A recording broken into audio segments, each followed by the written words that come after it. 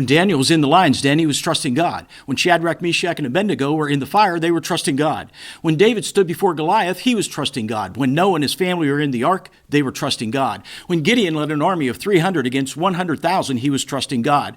When Hannah was barren, mocked, and shamed, she poured out her heart, she was trusting God. When Moses stood before Pharaoh, he was trusting God. When Esther stood alone against evil, she was trusting God. When Elijah stood against 450 prophets of Baal, he was trusting God. When Abraham placed Isaac on the altar, he was trusting God. When Ruth chose to stay with Naomi, she was trusting God. When Deborah led Israel against the Canaanites, she was trusting God. When Peter was arrested and threatened yet continued to preach, he was trusting God. When Stephen was being stoned yet chose to forgive, he was trusting God. When Paul and Silas were beaten and thrown in prison, they sang and praised God because they were trusting in God.